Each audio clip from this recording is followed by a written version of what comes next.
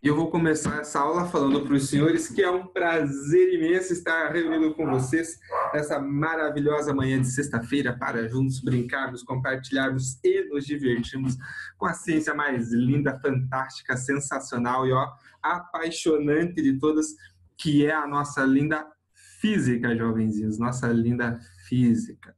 E vamos lá, galera, vamos lá. Eu vou compartilhar a minha tela com vocês. Quem quiser acompanhar comigo aí no livro, os exercícios estão na página 68, tá bom?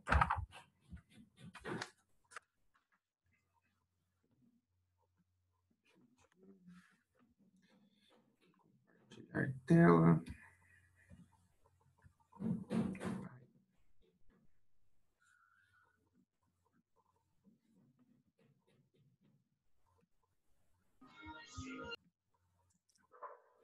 Então, página 68, jovens. Vamos lá. O primeiro exercício diz o seguinte: qual a frequência limite para a ocorrência do efeito fotoelétrico para o cobre, cuja função trabalho é igual a 4,7 elétron-volt? Considere a constante de Planck igual a 4,1 vezes 10 a menos 15 elétron-volt. Então, jovens, lembrem que a função trabalho é a energia mínima para você conseguir arrancar o elétron, tá bom? Como que nós calculamos? Era a constante de Planck vezes a frequência de corte. O que ele está pedindo é essa frequência de corte aqui, que ele chamou de frequência limite no exercício. Então, pega a constante de Planck que está multiplicando e passa dividindo. Então, ó, função trabalho, 4,7 elétron-volt. Fica atento na unidade. A constante de Planck também está com elétron-volt. Então, beleza, na mesma unidade. 4,1 vezes 10 a menos 15. Então, fazendo a divisão aqui, hoje eu estou sem... Hoje eu estou sem a Andressa aqui, eu vou ter que fazer ele no celular, jovens. Vamos lá. 4,7 divididos por 4,1 é 1,14, jovens. Na verdade, 1,46.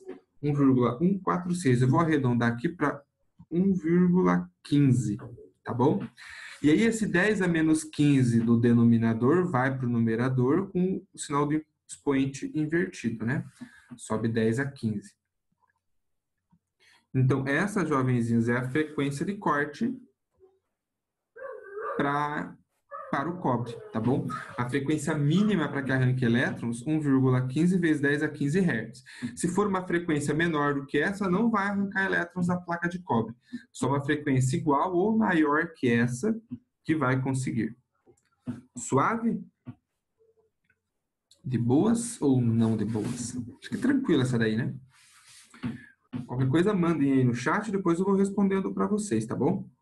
Vamos lá, o exercício 2, galera, diz o seguinte: um condutor feito de cobalto é iluminado por luz azul com frequência de 650 vezes 10 a 12 Hz.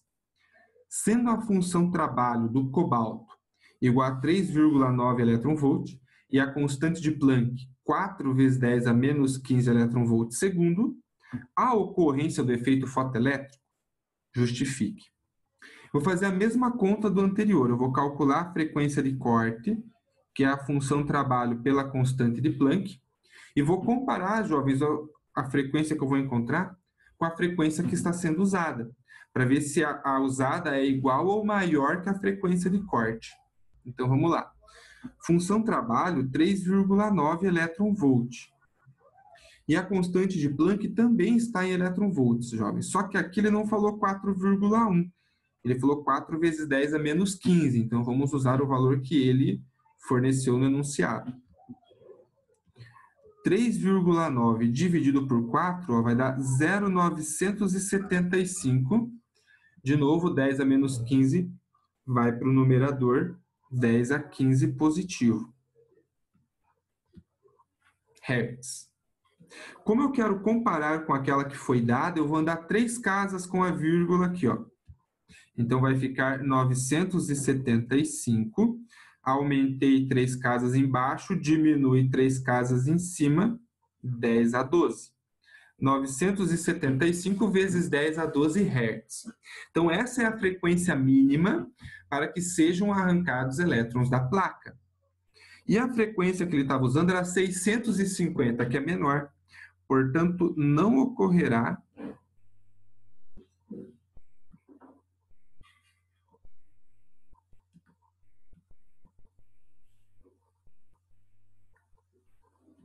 efeito fotoelétrico, pois a frequência usada é menor que a frequência de corte. A frequência da radiação que ele está usando é menor que a frequência de corte. Tranquilo? Suave? O chat não piscou para mim aqui, então eu entendo que está sossegado. Se tiver alguma treta, se manifestem aí. Vou dar 2 segundinhos para vocês acabarem de anotar ou para tirarem um print da tela, que daí eu vou para o 3.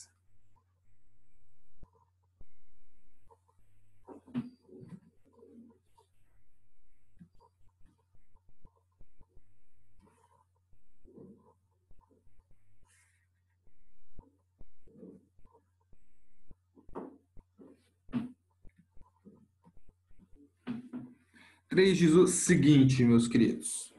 O gráfico abaixo mostra o potencial de corte de diferentes metais em função da frequência de luz incidente sobre eles. Então, potencial de corte em função da frequência. E ele dá ali os metais. Letra A. Qual o coeficiente angular das retas apresentadas no gráfico? Então, ele quer o coeficiente angular, jovens. Eu vou dar a interpretação matemática aqui. Quando nós pensamos em coeficiente angular, ele é a variação do eixo y pela variação do eixo x. Concordam comigo? Nesse caso, jovens, quem que está no eixo y? É o potencial de corte. Quem que está no eixo x? Frequência. Então, é a variação do potencial pela variação da frequência. Eu vou deixar aqui o significado a partir da interpretação matemática desse coeficiente angular, tá bom? Variação do potencial pela variação de frequência. Beleza. Letra B, ele pede o seguinte, ó. Qual a energia cinética máxima para um fotoelétron quando uma amostra de sódio é iluminada por radiação de frequência 5,6 vezes 10 a 14 Hz? Considere a constante de Planck 4,1 vezes 10 a menos 15 eletronvolts segundo. Então, aqui a gente vai usar a equação geral do efeito fotoelétrico, né? Aquela que eu chamo como geral. Energia cinética é a constante de Planck vezes a frequência, menos a função trabalho. Então, é a constante de Planck vezes a frequência, menos. Função trabalho é a constante de Planck vezes a frequência de corte. Então, vou pegar essa constante de Planck ali e vou colocar ela em evidência, ó. Frequência menos frequência de corte. Então, vamos lá. Ó, a constante de Planck, ele forneceu 4,1 vezes 10 a menos 15. A frequência da radiação é 5,6 vezes 10 a 14, menos a frequência de corte, jovens. A frequência de corte você vai ter que tirar do gráfico. Ele pediu para qual metal? Para o sódio, uma amostra de sódio. Então, vamos lá. O sódio, ó, a frequência de corte é onde a reta corta o eixo horizontal. Então, o sódio corta o eixo horizontal no 5,5. Então, menos 5,5. E lá em evidência, junto com a grandeza, lá embaixo na unidade, ó, tem a potência 10 a 14. Então, 5,5 vezes 10 a 14 é a frequência de corte. Então, a energia cinética vai ser 4,1 vezes 10 a menos 15 vezes 5,6 menos 5,5, jovens, é 0,1 e repete a potência de 10. Jovens, 0,1 é 10 a menos 1, certo? Então, vou manter o 4,1 e operar o restante como potência de 10. 10 a menos 1 vezes 10 a 14, fica 10 a 13. 10 a 13 com 10 a menos 15, vai ficar 10 a menos 2. E aí, qual que é a unidade que eu vou usar para essa energia? Se a minha constante de Planck é elétron-volt segundo, a minha energia é elétron-volt. Então, 4,1 vezes 10 a menos 2 elétron-volt. Essa é a energia cinética máxima para esse fotoelétron aí. Então, o 1 e o 2 trabalhava só em função da função trabalho, certo? Aqui ele pensou na energia cinética total. Beleza? Se quiserem questionar algo, tem 3 segundinhos para mandarem perguntinhas.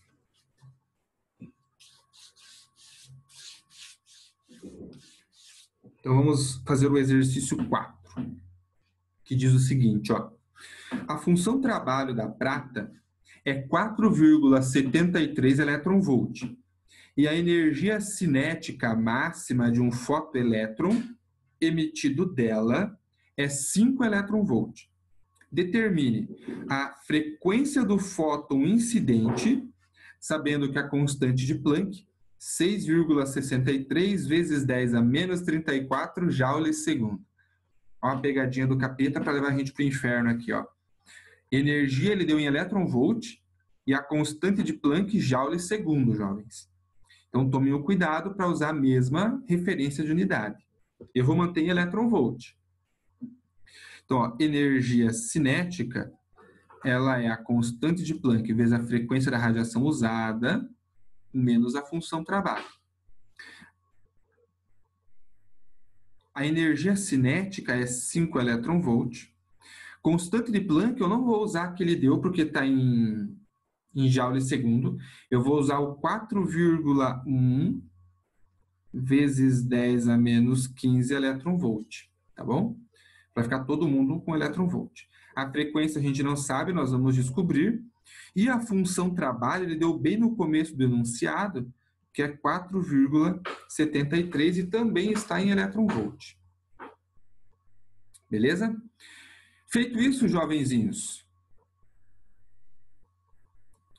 ó, o 4,73 que está subtraindo, a gente passa para o outro lado somando, então vai ficar 9,73, 4,1 vezes 10 a menos 15F.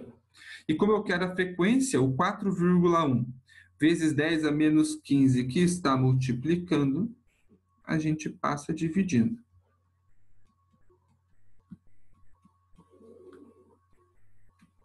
Portanto, essa frequência vai ser 9,73 dividido por 4,1, jovens, vai dar 2,37. Eu vou arredondar aqui para 2,4.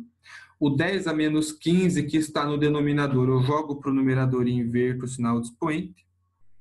Hertz. Jovens, quando eu falo que está no denominador, né, a potência com o expoente negativo, eu jogo para o numerador com o sinal positivo, que eu inverto o sinal. Isso é o resultado de uma operação, tá? Eu só estou fazendo um resumo para não fazer todo o processo. Mas é como se eu tivesse um 10 elevado a 0 dividido por um 10 a menos 15. Porque qualquer número elevado a 0 é 1. Então é como se fosse isso aqui vezes 1. Repete a base, ó, o expoente de cima que é 0. Menos o de baixo, que já é negativo, fica 0 menos menos 15. Menos vezes menos vai dar mais, 0 mais 15 fica 10 a 15. Só que para não fazer todo esse processo, a gente só fala que sobe invertendo o sinal do expoente. Mas lembrem que isso é um resultado de um processo matemático, tá bom? Beleza, todas as questões aí eram abertas, né? Não tinha nenhuma de múltipla escolha. Então, fechamos, jovens, os 4 exercícios de efeito fotoelétrico. que tinham no capítulo estão aí resolvidos, tá bom? Agora a gente vai dar sequência aos assuntos do capítulo, para depois a gente fazer os outros exercícios que vêm aí na sequência, tá bom? E nós vamos começar a falar sobre luz, jovens. E eu não vou seguir exatamente a mesma sequência do livro, eu vou fazer uma contextualização para vocês, explicar essa parte histórica de como que a humanidade foi entendendo a luz, para daí no final a gente entender o que é essa proposta da dualidade onda-partícula. Beleza? Então quem está terminando de anotar, dá uma aceleradinha ou dá um print na tela, porque eu vou pegar uma nova lousa, jovens. Uma nova lousa. Em 3, 2, 1.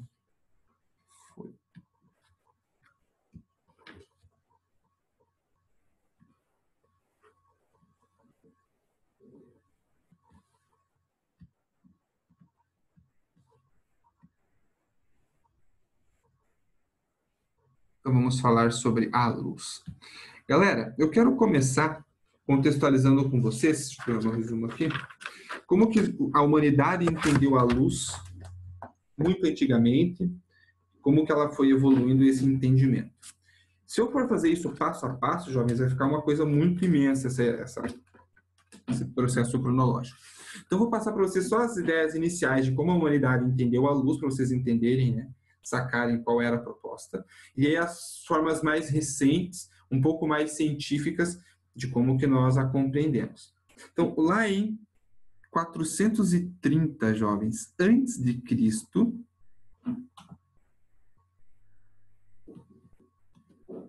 na Grécia Antiga, é engraçado como os gregos estão envolvidos em várias coisas, né?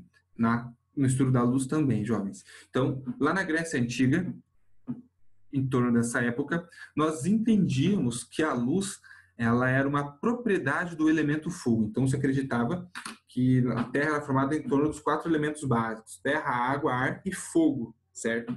E a luz era uma propriedade do elemento fogo.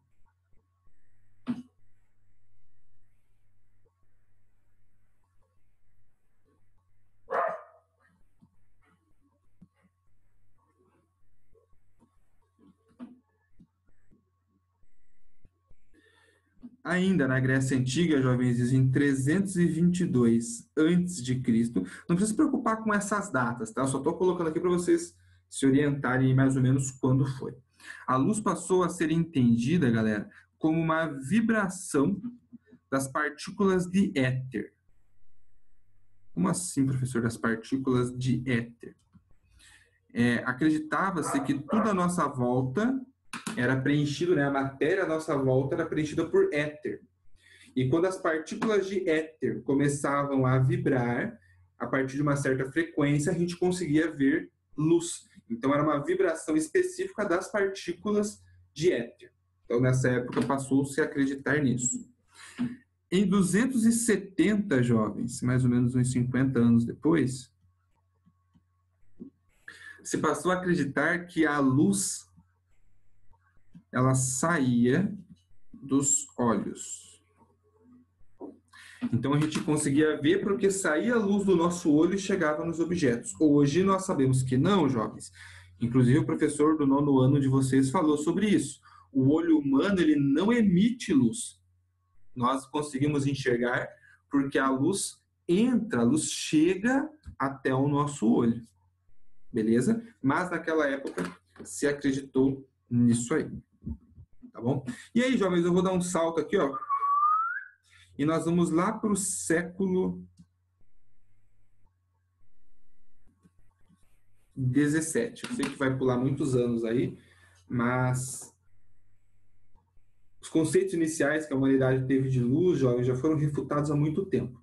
Mas é importante para que vocês tenham uma noção de que a humanidade, nós, quando seres humanos, nós temos a tendência, a necessidade de explicar as coisas e entender as coisas.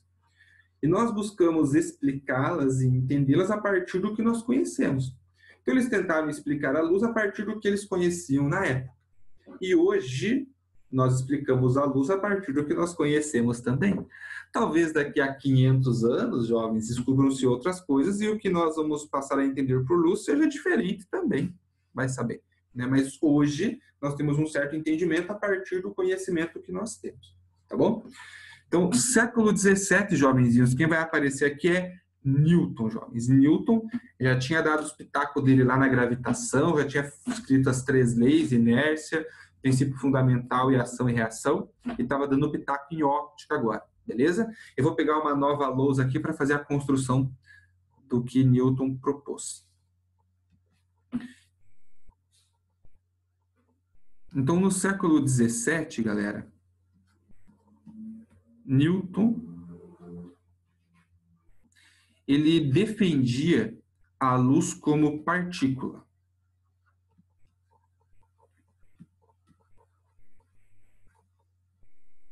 Tá bom? Newton defendia que a luz era uma partícula. Só que em paralelo com ele, jovens, um outro cientista chamado Huygens, vocês devem ter estudado ele com o professor Afonso aí na óptica. O Huygens, ele defendia a luz, jovens, como uma onda. E aí os dois estavam tretando, né? As tretas eram grandes. Mas olha basicamente o que Newton defendia, galera. Por exemplo, a luz, ela sofria reflexão quando batia no espelho, certo? Então eu tenho um espelho aqui, deitadinho, a minha reta normal, que é perpendicular ao espelho. Newton defendia, jovens, que as partículas de luz chegariam aqui, ó, colidiriam com o espelho e seriam refletidas. É como se fossem bolinhas que iam bater no espelho e ser refletidas. Era isso que Newton defendia. Já Huygens, para o mesmo fenômeno, está ali o espelho, a nossa reta normal, perpendicular à superfície. Huygens defendia que a onda luminosa ia incidir nesse sistema e a onda luminosa seria refletida. Faz mais sentido a de Huygens, né? Mas tudo bem, Newton tinha o direito de ter a sua própria proposta de luz. Só que, jovens, quando eles iam pensar em refração, para reflexão eles sabiam explicar isso aqui, mas em refração eles não conseguiam equacionar o que acontecia. Mas Newton, a partir da teoria de partícula para a luz, defendia que a velocidade da luz no ar seria menor que a velocidade da luz na água.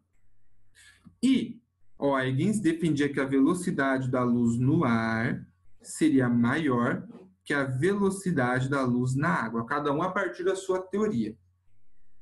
Só que, jovens, eles não tinham como medir a velocidade da luz na água. Eles não conseguiam comprovar isso. Eles tinham uma teoria, mas eles não conseguiram fazer uma experiência que comprovasse essa teoria. E aí cada um tinha a sua proposta e a comunidade científica da época tinha que escolher qual proposta ia seguir. Adivinha qual proposta eles optaram por seguir, jovens? A proposta de Newton. A proposta de Newton, por quê? Newton já tinha feito contribuições para mecânica, as leis, já tinha feito contribuição para matemática, o cálculo diferencial integral, ele já tinha feito contribuições para a gravitação. Então, Newton, digamos assim, ele era um cientista mais renomado, mais confiável do que Huygens. Então, eles descartaram a proposta de Huygens e adotaram como verdade científica aquilo que Newton estava propondo. Tá bom? Eu vou escrever isso aqui para vocês em azul, porque eu acho bastante importante, jovens. Ó.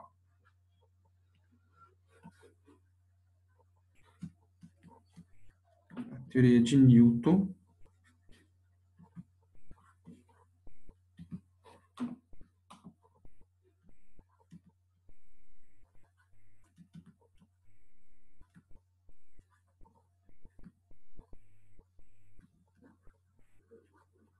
Que sacanagem, né? Por ele ser um cientista mais experiente e renomado. Mas, jovens, parem e pensem.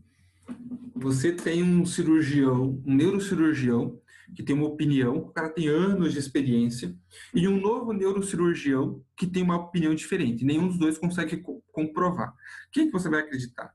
Um cara que tem mais experiência, é um pouco mais, é mais lógico, é mais intuitivo. Pô, o cara já teve tantas vivências que a chance dele ter uma opinião correta é maior do que o cara que não teve vivência nenhuma. Foi mais ou menos essa lógica que foi usada naquela época, tá bom? Só que, jovens, eu falo assim para vocês, parece que foi tudo sossegado. Não, a galera se xingava, a galera brigava, ficava bem louco, sou um bobão, como que você fala uma coisa dessa? Era uma briga intensa, jovens, era uma briga intensa. Mas a teoria de Newton foi aceita e ela permaneceu válida, jovens, até o século XIX. Válida, que eu quero dizer, no sentido de não ser contestada. Nenhuma nova teoria tentou confrontar o que Newton tinha dito, tá bom? Mas no século XIX, algumas coisas começaram a acontecer, jovenzinhos. Eu vou pegar uma nova lousa para conversar com vocês.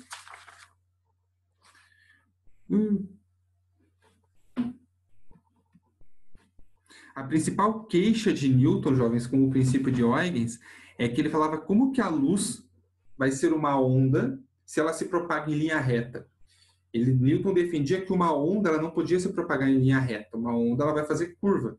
E a luz só se propaga em linha reta. Então, como é que a luz vai ser uma onda? Não poderia ser uma onda. Esse era o argumento que Newton usava, tá bom? Mas chegou o século XIX.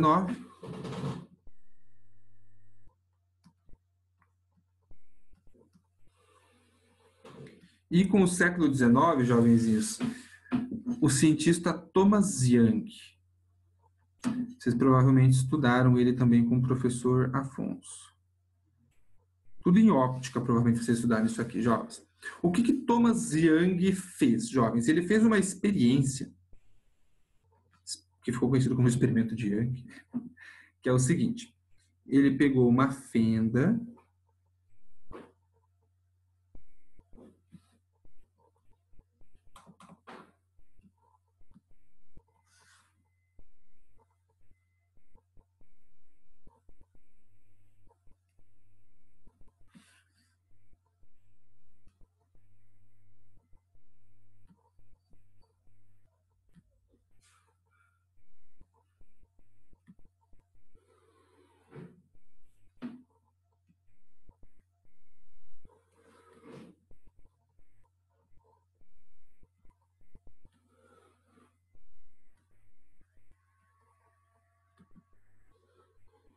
e ele fez um sistema para tentar confrontar as duas teorias, tá? A teoria de Einstein, o que eu estou falando de Einstein? A teoria de Newton e a teoria de Huygens, tá? Então, o que ele fez? Ele pegou a mesma experiência, ele iluminou essa fenda aqui, tá? Então, colocou uma lâmpada aqui em cima. Pela teoria de Newton, jovens, vamos colocar aqui embaixo, o que era para acontecer pela teoria de Newton e aqui o que era para acontecer pela teoria de Huygens. Olha lá, isso aqui é bem legal, jovens, um modo divertido. Pela teoria de Newton, era para as partículas, se propagarem em linha reta e colidirem com essa fenda e acontecer isso. Talvez tivesse uma partícula que escapasse, passasse por aqui, e formasse um ponto claro ali, talvez uma outra passasse por aqui, formasse um ponto claro aqui, mas você teria no máximo 2 pontos claros, um aqui e um aqui.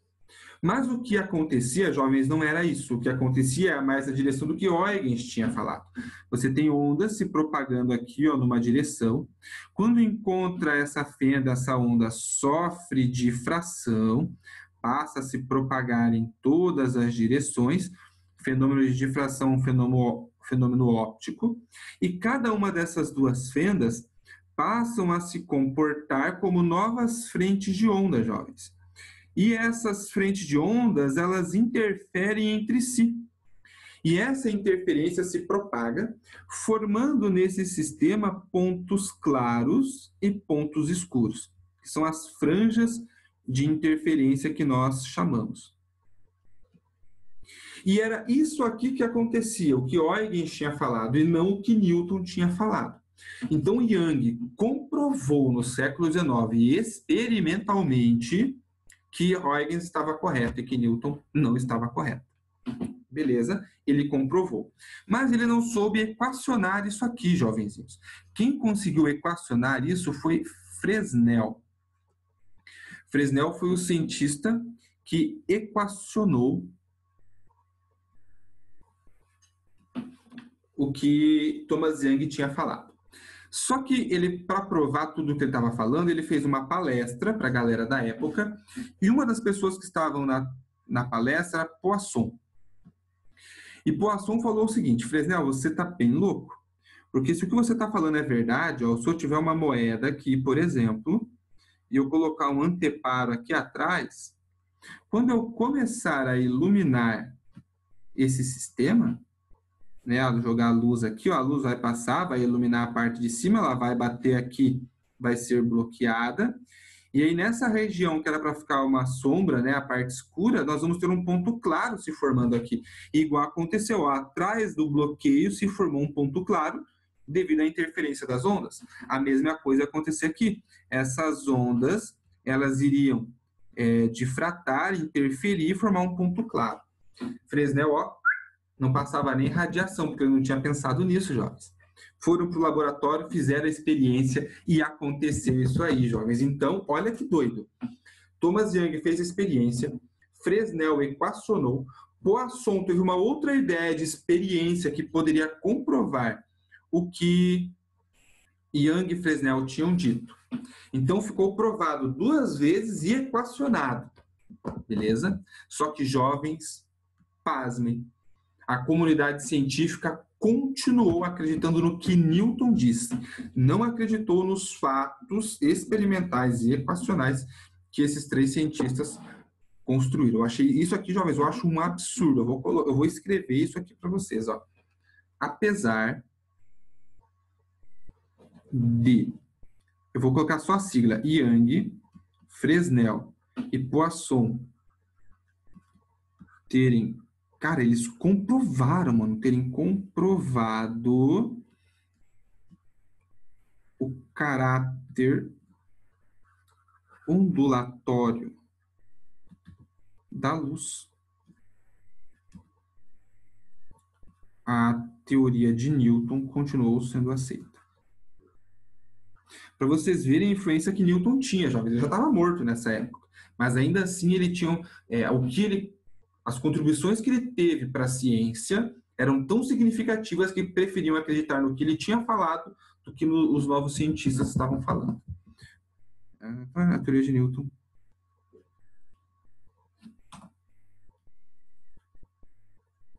continuou aceita. E aí, jovens, outras tretas vão acontecer, vem novos cientistas aí, vem Foucault, vem Ørsted, Faraday, Maxwell, que vão dar sequência a esse raciocínio do caráter da luz, tá bom? Mas eu vou encerrar nossa aula hoje aqui, chocado com vocês, jovens, da comunidade científica da época não ter aceitado o que os cientistas tinham comprovado. Eu quero fazer uma reflexão com vocês, jovens. Hoje nós estamos aí no século XXI, estamos aí em 2020 praticamente, e quantas vezes, jovens, nós estamos apegados a uma verdade, e às vezes surge uma nova verdade, que está sendo comprovada cientificamente, mas nós, mas será? A gente fica apegado àquela verdade antiga. E aí tem que se passar 200, 300 anos de estudo, de recomprovação, até que a nova verdade seja aceita, né, na comunidade científica. Fica um sinal de alerta, eu acho, para nós, jovens, que apesar de grandes cientistas terem feito contribuições significativas para a ciência, descobrir novas coisas não significa que eles estavam errados. Eles construíram as verdades que eles tinham a partir dos dados que eles tinham naquele momento. com o avanço da ciência, o avanço da tecnologia, novas verdades vão sendo descobertas, que vão construindo novas definições, e sim, os conceitos podem mudar. Talvez daqui a 300 anos, o que a gente entende de luz hoje já seja diferente, porque nós vamos ter base para poder fundamentar uma nova verdade. Então, nós também, enquanto cidadãos contemporâneos, precisamos estar abertos às novas verdades que podem chegar até nós. Então, é importante estar preparado para desapegar das coisas antigas e se preparar para as coisas novas que podem surgir aí, né? Essa é a reflexão que eu queria deixar com vocês, jovens. Eu fico de cara com esse negócio aqui dos caras terem provado, mano, eles não terem acreditado, não terem aceitado. Jovens, faltam 2 minutos para acabar a nossa aula aqui no Zoom. Eu vou interromper o compartilhamento de tela, jovenzinhos. Nós não chegamos a discutir a dualidade ainda, tá bom? Nós vimos caráter ondulatório, caráter corpuscular, mas não juntamos os dois ainda, beleza? Isso vão ser cenas dos próximos capítulos, beleza? Jovens, quem está aqui e não assinou a chamada, corre lá, assina a chamada, não deixa de assinar a chamada para não ficar com falta aí, tá bom? Antes de sair, me manda um tchau aqui no chat, porque depois eu posso fazer a conferência de quem esteve presente, de quem não esteve, caso seja necessário, tá bom? Eu agradeço a atenção de vocês, desejo uma ótima tarde, um excelente final de semana a todos. Me dê um tchau bem bonito, jovenzinhos. Tchau, professor. Tchau. Tchau, professor. Semana que vem. Bom descanso, jovenzinhos. Tchau. Obrigada, professor. Bom final de semana. Obrigado, professora Sandra, para você também. Tchau, jovens. Tchau, jovens. Vou derrubá-los. O Lucas Lopes mandando exclamação, mandando pontinho. Falou, galerinha. Se cuidem, hein? Juízo. E continua mandando pontinho.